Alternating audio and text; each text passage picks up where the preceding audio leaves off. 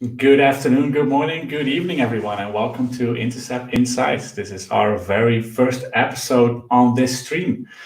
And today I have with me Richard and Gregor, who I'll add in a little bit. I just first want to clarify what we're going to be doing on this stream. It's supposed to be a casual talk between colleagues. We'll add people throughout the next episodes. Just going to talk about what keeps us busy every day. Can be something within Intercept, can be something within the community, can be something that challenged us. So we just want to share that, give you some insights on what we do, what makes us tick, what makes us happy. And for that, I'm going to add Gregor and Richard. I'm going to start with Richard. Hey, Hi, Richard. Thanks, Wesley. How are you? I'm good. How are you? Yeah, very good, well. good. Very excited for this first stream. Yeah, And, me too. It's good. Yeah. And can you tell me and us? Well, obviously, I know you as a very valued colleague who I speak almost every day, all day. Can you say something about yourself? What do you do? What do you do within Intercept? What makes you tick? Yeah. So for the people who don't know me, as you can see on screen, my name's Richard Hooper, also known as Pixel Robots within the community. I mostly work with Azure Kubernetes services. I really like it. It's really fun, even from an IT ops perspective. Kubernetes is the tool for you. Just don't let everyone know that. But yeah, most of my time I spend anything in Azure, but mostly on Azure Kubernetes services. Yeah, all right, thank you. It's waking up with Kubernetes and going to bed right after Kubernetes. All right, and then we have Gregor. Everything containers then. And Gregor, everyone knows Gregor, so we'll add him. Hey, thanks, Wesley. Hi, everyone. How are you? How are you guys? Yeah, good. Very good. Very good. Can you? What do you do at Intercept? What makes that's a good question. What do I do at Intercept? Yes, I seem to do quite a lot. Everything. Everything apart from AKS. So I'm doing a lot of different stuff. Doing a lot of data stuff. Doing a lot of workshops. We do quite a lot of workshops. I think we've got 55 workshops planned this year, so we're busy doing a lot of them. We do workshops in Azure DevOps. What else do we do workshops in, Wesley? ISVs, governance. Yeah. Workshops for ISVs. We do AKS deep dives. We do cost management deep dives. So we do all sorts of things like that. And I get to basically speak to customers day in, day out, and build and look after their Azure environments. So we design and implement Azure environments for our customers. So I've been doing a lot of that. So lots of different stuff every day. So it keeps me busy and out of trouble. And it's not just the basic Azure stuff, is it? It's the epic stuff we're building, which is makes every day different. Yeah, excuse me, that's the thing. Every day is different. So, yeah, learning curve's really steep, but love it. I absolutely love it. So that's why I took this job, so I can learn some Azure and kind of learn for you guys. And yeah, great place to work, and absolutely love working with Azure day in, day out. Oh, yeah, that's what I was going to get to, because I was going to say hi to some people. I see Holly and Carl. I see Dan. Hi, Dan. Stefan. A lot of people. That's good. That's good for a first episode. Some nice interaction in the chat. Hi, everyone. Glad you could join. So I briefly touched on the subject of ISVs, or software companies, and I've been working at Intercept for who knows how long. I think it's about 6 years now. No, I always say that's like ages in IT. I still love it. I wake up every morning and I just want to get started with those new challenges. You both have been working a little less time at Intercept. You both joined at the end of last year. And I think Richard worked at a software company. I did. Yeah, Gregor also worked a lot with software companies, but now at Intercept, we focus just on software companies, Azure and software companies. How did you experience that? And I want to start with Richard. So going from a more customer scenario to managing and helping and optimizing environments for multiple customers, how do you enjoy that, if you enjoyed it? Yeah, so where I was like the only IT ops guy. Running AKS, obviously, because I love AKS. And so I looked after all of that, but I also looked after the whole of Azure, the whole of the desktops, laptops, Active Directory, servers, anything with a plug I had to deal with, basically. So it was totally varied every day. It was a lot of work. I felt like I was on call constantly. So Intercept opportunity of a lifetime, I'm going to say, came. I was a bit worried at first because it's working with so many different customers, But my experience of working with one of the kind of customers Intercept would deal with, I think has definitely helped me understand the way Intercept works and what we can do best for our customers. Basically, I'm trying to do what I would have wanted from a partner working at an ISV. So that's basically it. But yeah, it was a bit daunting at first, but I'm absolutely loving it. And every day is different. I get to touch so many different customers' AKS environments, get some best practices in there, and I get challenged quite a lot by customers and what they want from AKS. So when I was working for just this one customer, this one company, it was what I wanted to do. And now they're coming up with these new crazy ideas that they need to do for their application. So I'm coming up with weird solutions sometimes to get it working. Like recently I was doing MySQL backups from one Azure tenant to a different Azure tenant to totally separate it for like disaster recovery, security and stuff. So if that one tenant got someone got the master accounts for it and deleted everything, we still have a backup. We can still recover. The business isn't going to go down. So yeah, it's fun. It's a lot of fun. Yeah, I remember that. That was a fun day. Yeah. Mm-hmm. All right. And Gregor, how did you experience it? Yeah, so I've been a developer most of my days. I started off as a junior developer, and then kind of went through all the way to senior developer. And in my last role, I was actually a development manager. So I've worked for ISVs as an ISV before, and now at Intercept we're working with ISVs, trying to help them move from basically on-prem development into the cloud. So it's quite an interesting change being on the other side of it, but I absolutely love it. I still like being hands-on. That's kind of why I left my last place. I was kind of managing people, and while that was really great, and I loved managing people because I had a really great bunch of people, I just kind of missed hands-on building stuff and still implementing customer solutions. So coming to Intercept, as I've said before, every day's a new day, every day's a new project. Probably working on 4 or 5 different projects per week, which is brilliant because it's all different, interesting, different challenges. Everyone's trying to do something different, all different areas of Azure as well. So skill-wise and learning-wise, it's been amazing. And that's kind of the reason why I joined Intercept. I wanted to work with Azure day in, day out, and here we are. So not looking back. So it's brilliant. Yeah. Yeah, that's exactly what we do. And that also makes me I've had fun for the past 6 years. Always enjoyed it. Because I think so. We were never. Well, you might know this or might not know. So we were never. We never started as a company that just did Azure. We were more like the traditional infrastructure company. And we'll have Rini, our CTO, on the show at some point. He can tell that story perfectly on where we came from, how we founded and started the company to where we are now. But it was infrastructure and on-prem stuff, VMware, Hyper-V. We did really nice stuff, and then Azure came. And we started doing Azure. And for me, when we got into software companies, that was like, this is what I want. This is what I love, because you get to talk to highly skilled people because they're software developers. They build a product. They put all their passion into building for them the best software they ever saw. So they're really passionate about it. It means that they are passionate about the technology, and that really fits with what we do as a company, what we love, and the passion within Intercept. We like the cutting edge technology. We like working with the newest Microsoft Azure technologies, and we bring that passion to the customer. And if the customer is that passionate as well, you just have the most fun projects. They're challenging as well, because you can get that question, right? It happens that you get a question at the end of the day. All right, we need to do feature XYZ, and you just go, yeah. You just scratch your head and think, did I ever do that before? Probably not. So you start reading up on it, but you can be really honest with the customer. Like I understand the concept. I tested it. Let's try and bring it to production in your environment, and that's what makes it so cool to work at Intercept for me. What would you say? So some companies have got like a kind of branding, and you know what they're good at. Like if I mentioned like a customer, you would say, right, they're good at that. What would you say Intercept are really good at? What do we stand out at? I would say we rock app modernization. That's we do a lot of AKS. We're really good at that, but we rock app modernization. So you've got a traditional environment.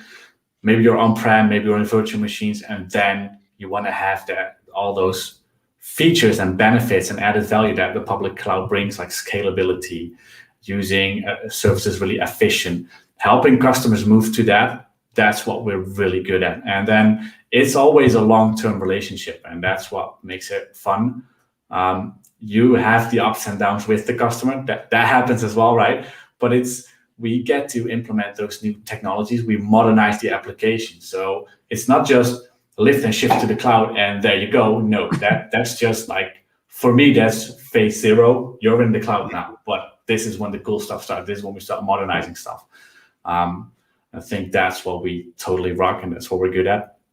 Yeah, it's so rewarding, isn't it? Seeing the on-prem app and the legacy app being either containerized or sort of not totally re-architected, but slightly re-architected, so it can work in this sort of cloud-native way. The rewarding feeling you get after you've got that to happen is awesome. Definitely enjoy doing that. Yeah, totally agree. And so we do a lot of stuff each week, and the whole point or the whole thing in this stream and these episodes is that we're going to share what we've been doing all week. And in future episodes, we'll add people. It's just episode 1, we'll add people. If we talk about the technology, we'll try to get a guest or maybe someone from a different team within Intercept, or maybe someone from the community, and have them share their thoughts on what we are doing. So we've got a vision on something, we tried something. What is your vision on it? Can we have a little discussion on that? So that's what we'll be doing in the upcoming episodes. So if you want to be on the show, if you want to have a chat, if you've got an idea, feel free to reach out. We're always happy to do through chats. Not going to be for an hour. We're just going to keep it short, snappy, and fun for everyone. But then I want to move on to the next subject. So what have we been doing this week? So Richard, what kept you busy this week or the last 7 days? I know you had a day off on Monday, so that doesn't count. Hopefully you didn't spend too much time getting into technology. So, what do you? Yeah. Well, Monday, which was a UK bank holiday, I actually spent out walking in a beautiful Northumberland countryside, so that was awesome. Definitely needed that to sort of clear the head, check the cobwebs off and that. Ready for Tuesday, where I sort of got deep down into some AKS issues, sort of, troubleshooting a few bits with the API changes and everything, doing some testing to make sure the new version of Kubernetes is going to work well with certain customers' setups and everything like that, because the last thing you want to do is just go ahead and apply that update and everything breaks. So we've got to keep on top of things like that. I've also been looking at Linux VMs and deploying ISO files inside Azure, so creating managed disk and trying to upload the VHDs using a bit of Hyper-V and stuff like that, which has been fun. Not so fun on my internet connection because it's not the best, but trying to upload 120 odd gig is a bit painful. So maybe I'm going to try and look at getting a better internet connection. I think I can get maybe 500 meg here, so I might go for that, but it's all about the upload speed. Apart from that, it's just mostly Azure, trying new things, making sure the features working and stuff. Like Microsoft just released the Azure Container Storage interface for Key Vault as a public preview. Found a few issues on the docs page, so I got those fixed with Microsoft. They're up in publish now, so that's cool. So yeah, it's been a lot of research this week, but it's been fun. What about that book? Oh yes, I forgot about that. Good shout. So I've been, in the last few months, I've been sort of tech reviewing the AKS or hands-on Kubernetes book, which you can get at the link down below. It's free from Microsoft. So yeah, it's all about AKS. It's the 3rd edition of the book, so I highly recommend you go get it. I'm a bit biased, but it's the best one yet. It's up to about 500 pages roughly. The last one was about 300 pages. This one we got like 200 pages worth of more content. So we even talk about security, GitHub Actions in there. So I would highly recommend you go get it. There's even a bit in there about this, I think it's called Azure Service Operator or something like that, where you can actually deploy Azure resources from inside your AKS cluster using YAML files. So I highly recommend read that chapter. It's so interesting. But yeah, definitely get the book, please. And give me any feedback. Wait. You want to deploy Azure resources using YAML? I just got used to JSON. Now we have to do YAML? Yeah, YAML for the win. Just remember to get it indented just right, otherwise it's going to break. All right. Before we move on to Gregor, we've got a question from Dan. I hope I pronounced it right. I practiced. Dan McLaughlin. Nice. Just put it up. I can do that. So he's asking how are projects allocated? Is that based on skills, interest, or ability? Good question. I'll take that one if you don't mind. Yeah. A bit of both. So Richard's a kind of AKS guy. He gets kind of most of that. If between AKS, it's between Wesley and Richard. dev stuff, SQL Server stuff, data stuff, that can I get that, and anything else is just shared. So it's basically kind of based on skills, interests, and availability. So a bit of them all, to be honest with you. Nobody gets all the same stuff. So yeah, it's not like Richard just gets AKS stuff or Wesley just gets sales calls and things like that. No, it's completely split up, which is great. Sometimes Aaron, our operation guy, will ping us and say, "Do you want to have a look at this project?" The customer fills in a form, gives us a bit of background, we read it, and if we want to do it, we can say yes, or we can pass on it, and someone else can look at it. So, yeah. Yeah, and to add on top of that, if you're not the expert on that subject, that's completely okay. I have a colleague who completely, we're just going to name him Fabian. He completely nails identity, like Azure. He will nail it. On-prem identity, he will nail it. If I got a question about identity, if a customer asks me, the first thing I do is, that's not my thing. Let's get Fabian on the project. That's how it works. So I think even if we're all working from home, you're never alone. That's what I like to say. Yeah, totally. That's all right. And then, so Gregor, what has kept you busy this week? The past. I actually wrote it all down, loads of stuff. So I kind of context switch quite a lot, which people don't always like, but I don't mind it. So I've been doing a bit of data warehouse for a housing company in the Netherlands. Been speaking to potential new customers actually in Africa about some IoT stuff as well. So that's been really interesting. That was kind of last week, not really this week, to be honest. One or two customers, I've actually got two customers who have Azure DevOps on-prem and are looking to move it to Azure DevOps in the cloud. So I've been looking at that as well. And another couple of customers who have on-prem resources and they want to figure out how they can not lift and shift, kind of move and improve. They need to kind of lift it into Azure, but the way they've kind of built the system isn't going to work. So I've been trying to work out the best way to go for doing that. So that's been keeping me busy, along with preparing for this, which is fun. And yeah, just doing a bit of reading on Azure DevOps and to try and do the migration. And nobody's going to mention the gaming. No, yes, well, there's a funny story, but we won't go into that right now. But yeah, we played Among Us on Friday. Yeah, so we have a gaming night once a month, which is awesome. We all jump on Discord so we can hear each other. And we play what we played. We played Among Us and a couple other games. So Unreal Tournament, we tried that. That was a brilliant laugh. And we also had bingo. We had a bingo. Yeah, a family bingo. A family bingo. We need to say it was a family bingo. Well, yeah, with prizes as well. Yeah, and the host. There were no pictures of that. I think there's a picture on Twitter. What I liked about that was everybody had their kids. Also, I get to see everyone and their families, which was brilliant because I haven't really met anyone from the company yet. So to see them and their families was great. Yeah, that was fun. Just to clarify, we did a company bingo on a Wednesday evening. So we would just share the bingo cards with everyone. There were prizes, and we just hosted it, and then you could win prizes. Then there were Star Wars prizes. I think there was some Star Wars Lego there. And I think that prize was selected fairly quickly. I think probably the first or second round. Yeah, it was great.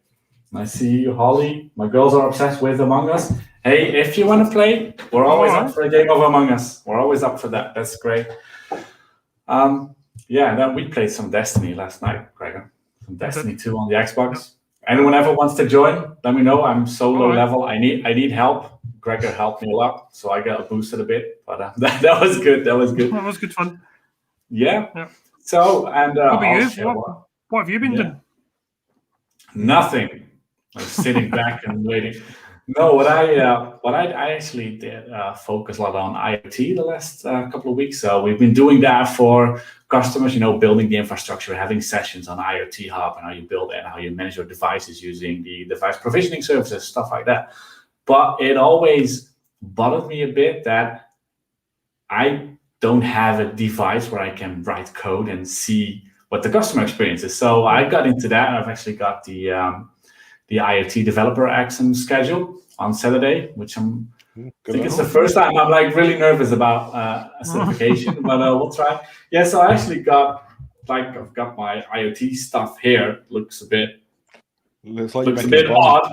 Yeah, I can imagine you say that, but yeah, so it's actually motion detection and sending stuff to Azure. But what I really like is that you get a feeling of what a customer is doing when they're building stuff. Now, I'm not saying that customers build simple stuff like this, but what I'm going to do is just document my experiences over the next couple of weeks. We're going to have a series on the Intercept website as well, and I'm going to write some technical blog posts for myself as well. So going from where I am now to where we are, where I'm going to be in the next couple of weeks, is share all those things, and obviously having a couple of customer calls, things like that. But for me, it's been IoT the past week because I love it, and if I love it, I just want to do it, and we'll do it. But I've also had a session with Microsoft in the Nordics. So it's going to be Norway, Sweden, Denmark, and Finland. We actually did a recording with several software companies. So I hosted a panel, asked them questions about what they do as a software company, what makes them use DevOps the way they do. So the DevOps culture, and then also the DevOps technology. And what's good to see is that all those companies start with Azure DevOps, GitHub, whichever tool. It's a tool. The company, the culture, the processes, the feeling, processes, people, that comes first. You have to nail that before you are successful in technology. And that's, well, we all know that, but it's good to see that customers and software companies are actually doing that. So we had a really great talk. It was a recording, so there was a studio. I believe that was in Norway, so there were a few retakes, which was fun. So at some point you get a bit of the giggles, and then you have to do a retake. But that's good. It should be aligned somewhere next week. I'll make sure to share it. Cool. Cool. Yeah, that's what's been keeping me So, quick busy question, this Wesley. week. Yeah. GitHub Actions, Azure DevOps. Which one? Yeah. So yeah, that's yeah. I totally love GitHub. I love it. I love GitHub Actions. But it hurts to say no. It's Azure DevOps is a really good product. I've seen a demo at this one customer. They did Azure DevOps. They literally used almost every feature that there is, and that's not something you can do in GitHub Actions yet. I do see customers starting to use GitHub Actions, but if you really want the whole experience, from the boards, the work items, to building release notes and automating all that stuff, I'm sure that if you put in enough time, you can do it in GitHub Actions. But it comes out of the box for most of the Azure DevOps stuff. So yeah, definitely still GitHub. But I see the power of Azure DevOps. There's a scenario for everything. It's just you can pick whatever you want as long as you think it through. And if it comes to DevOps, as long as you manage the culture in the company and the processes before, you should be fine, because then you get to pick the product, right? Exactly. Yeah, it's a tool at the end of the day, isn't it? Yeah. So, but I always like to play with people internally whenever they talk about DevOps. And start talking about GitHub just to get the discussion going. One thing with GitHub Actions is I love when you're deploying an Azure function in the Azure portal. It's so easy to create a GitHub action from the Azure portal. So I think that's the way it's going. It's just going to be a long road to get there. Yeah, I totally love that feature, by the way. So whenever you deployed it, then you just automatically add you connect it to the repository, create the GitHub action, and it just works. It just works. It's literally next finish that is successful. That's what I like about it. Yeah, definitely. Yeah, that is nice. And then what are we going to do next week? Well, we're going to have a show, of course. We're going to have an episode. Just before we finish up, let's say, what have you bought recently tech-wise that you really like, that you want to call out? Good one. I'm still waiting. Well, that's not tech-wise. I bought the OctoCAD from... Oh, the thing that Richard's got. This thing. That one. Yeah. 3 weeks. It's been 3 weeks now. It's sat at customs for 7 days, and it just got cleared at customs this morning. So I'm hoping it's going to be here tomorrow. But what I bought tech-wise, I think my Raspberry and my NVIDIA. So the NVIDIA Jetson, I got that as well for doing object detection and just going through the NVIDIA tutorials. I think that is what I love the most up until now, because it's so powerful. You can get really creative. I'm actually thinking I should build my own home security system with all that stuff, because there's so much technology now, and we've got the public cloud, we've got all that processing power, all that compute. So why not? So it must be the IoT stuff right now. Cool. What about you, Gregor? Well, I've just bought a new web camera, and I've just bought some lights as well. So I've got some new lights on, which is good. So. Oh yeah, the Govee ones. The Govee lights, yeah, they're really good. They're like £20, so they're super cheap. So that was good. Yeah. I need to start buying stuff because I keep buying stuff and spending money. It's just stuff everywhere. I'll find more stuff for you to buy. No. Isn't that you bought in recently? Nothing tech-wise, really. I was toying with buying a Surface Duo. I bought some books. Yeah, I got a new book by Nigel Poulton, the Kubernetes book, 2021 edition, hardback. Very nice. But yeah, tech-wise, not really much brought. I was going to buy the Surface Duo. I've been bidding on a few on eBay, but they're going a bit too much at the moment. I just don't want to spend too much on a phone that I just want to play with. When you get the green screen up, you've got the green screen that you bought. You've got a green screen. Yeah, we should watch him try and fold it up. It takes like 20 minutes for him to try and put it away. Unfortunately, the stream's coming to an end, so I won't be able to show you today. Maybe in another one. Yeah. So, who's the king of Among Us then? Who do we think's the best player at that so far? I think it's Wesley, because he's went quiet, but he seems to be winning most of the games. Maybe Wesley, yeah. Yeah. Yeah, let's go for Wesley. He's always the imposter. We need to get a community game of Among Us. Try and get some 10 people on or something. Yeah. The fun thing is when you add the voice chat, you can. I just can't stop laughing. My problem is I give it away. we have. So funny story. We have a colleague, Jorrit, and he's like really good at video games. But at Among Us, you get to. So whenever you get an emergency meeting, you get to vote on who the imposter is. And I always start yelling on voice chat that it's Jorrit. And for some reason, he always gets the most votes. So he gets booted out of the spaceship, the first. And it's hilarious. If you, Carl, if you can, you need to play. Join the game with us. Just try and get a game on Friday. Yeah. We can. We'll set up a game and we'll add you. Holly's got a question. Oh, it's not Holly. Yes, Holly. How do you find time to do your day job and all you do for the community and keep up your MVP efforts? I'll be honest, recently I have done my job and not really done much else apart from that, to be honest. Trying to get back into it now, but for the last 2 or 3 months, not really done anything. Is that true? Is that? I start well compared to what amount of stuff I normally do. Normally I've got about 10 things on the go, and now I've only got 2 or 3. So, trying to say no, to be honest, just until just till we get back into it. So that's how you find more time. Just learn to say no. I don't like saying no, but I've just learned to. Sometimes you have to. What about you guys? What about you, Richard? So me, I'm quite lucky that my partner, she's very understanding. So she lets me do this stuff. So trying to tech review the book that took quite a bit of time, and she would just go off and do her Instagram stuff and play with makeup and make cool faces. I don't know what the terminology is here. Be careful.